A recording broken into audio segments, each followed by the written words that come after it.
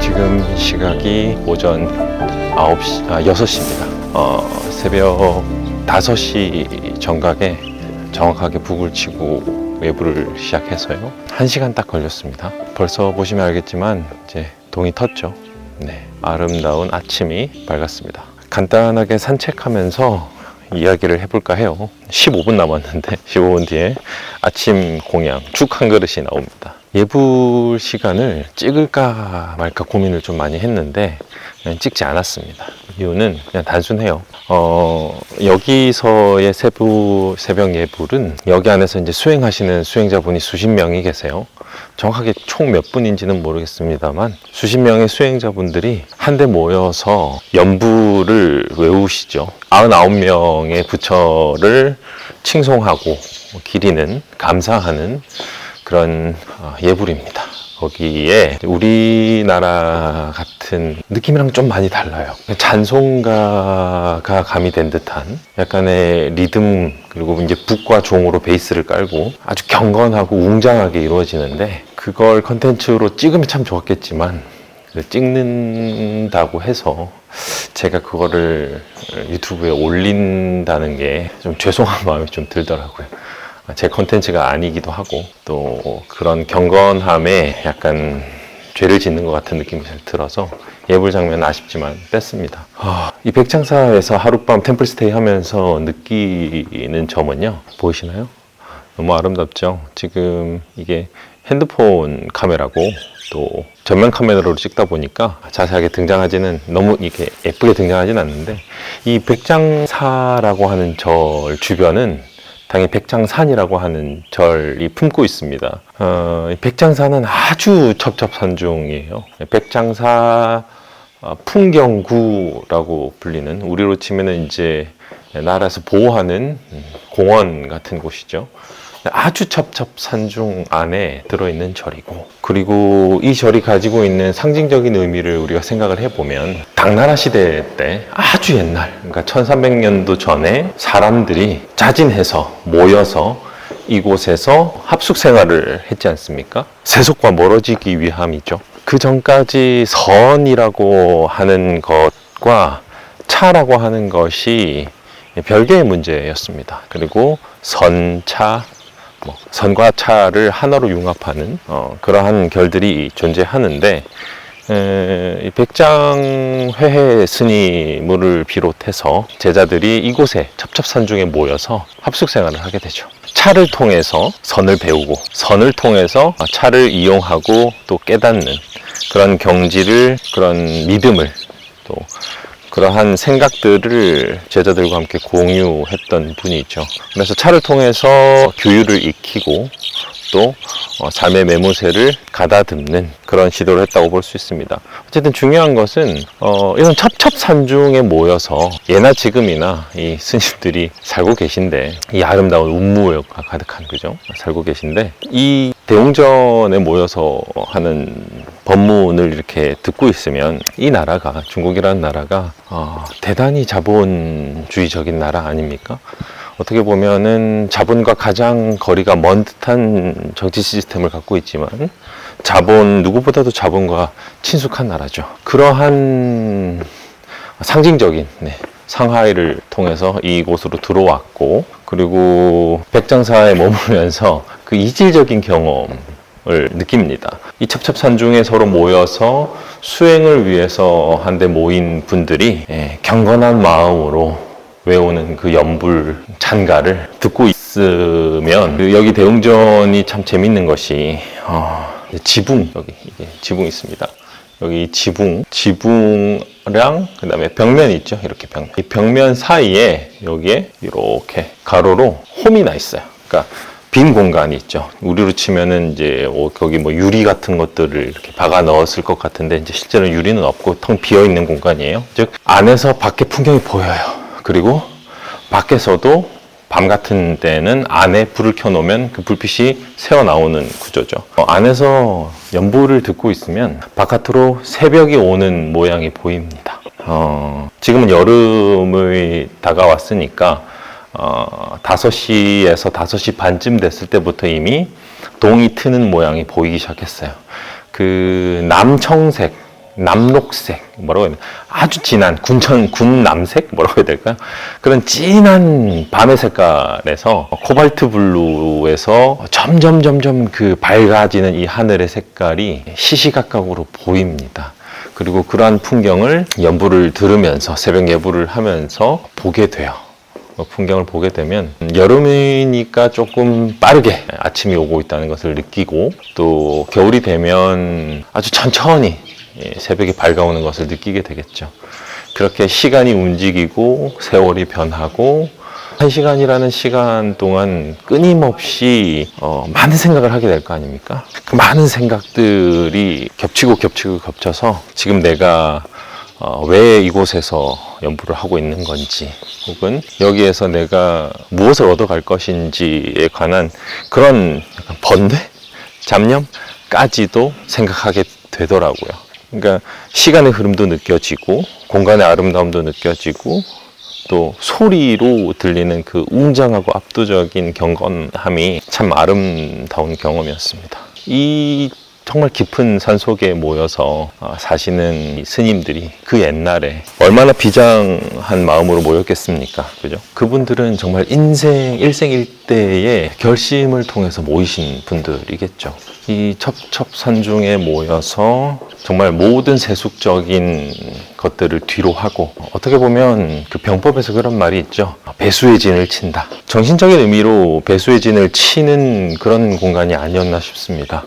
지금에야 이렇게 절 부지가 넓고 또 아름답게 꾸며져 있지만, 이 모든 건물들은 사실 그 21세기에 들어와서 20세기 말부터 시작해서 2003년에 준공이 됐다고 하니까, 그쵸?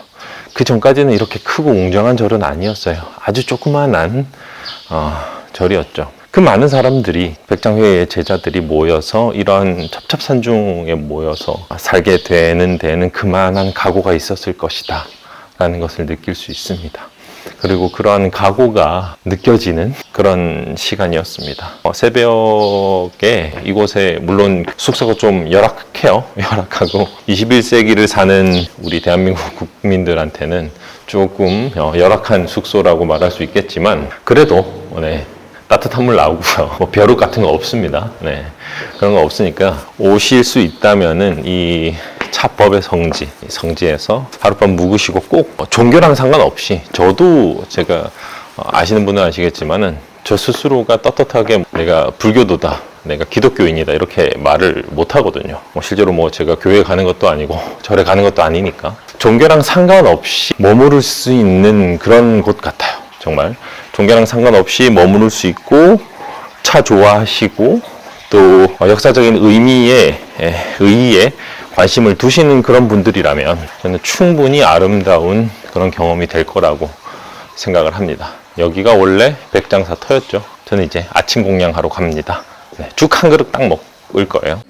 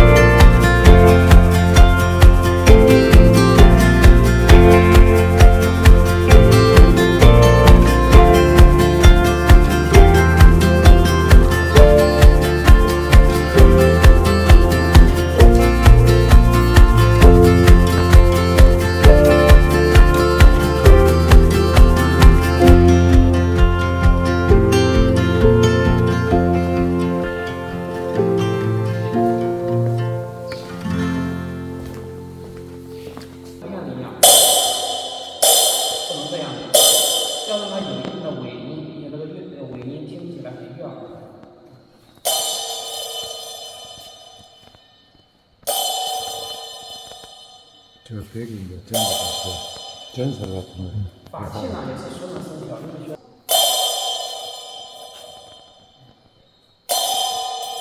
不能这样打法器，法器没有这样打啊，这样打的法没有威力。不要拍，没事。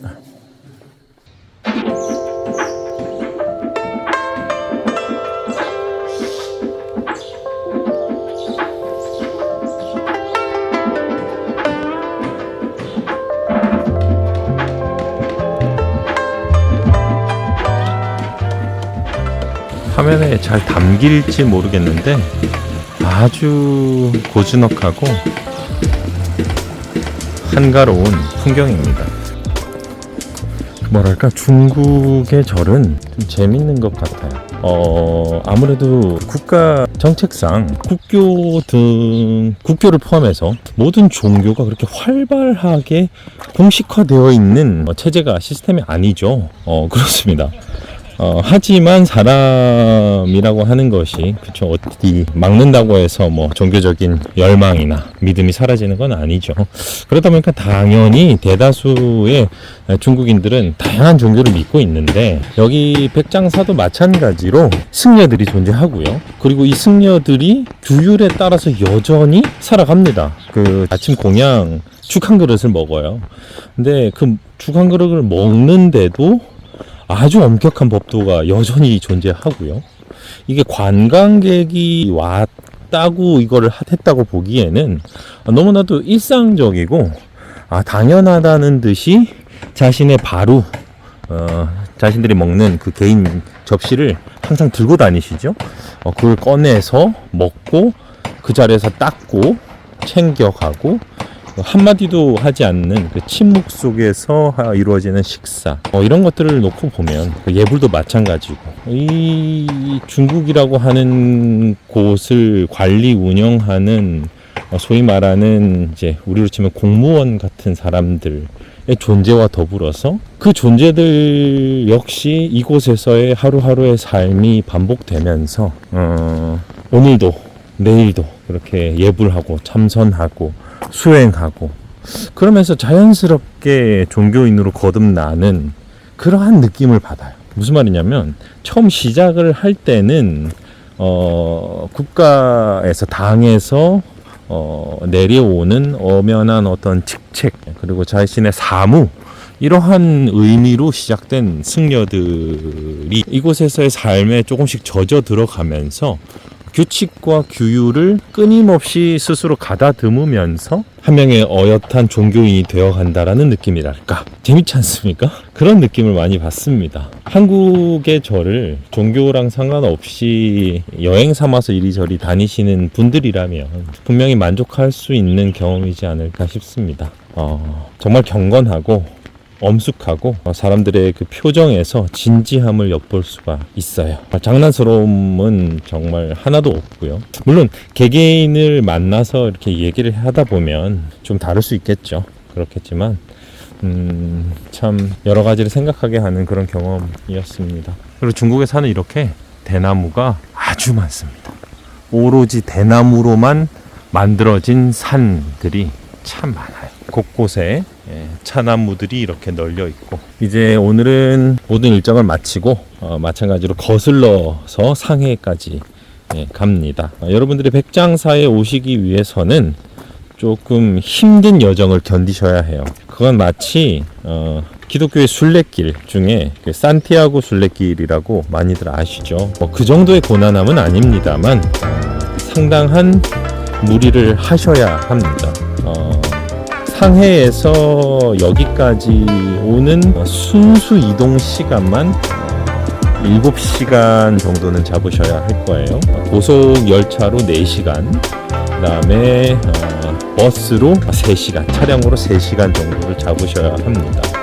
한국에서부터의 이런 거를 생각하시면은 더 길어지겠죠. 그러니까 백장사를 한번 체험하는 일은 어떻게 보면 차를 제가 굉장히 좋아하는 말이 있어요. 미의 종교다. 아름다움을 숭상하는 종교라는 뜻이죠. 멋진 표현이죠.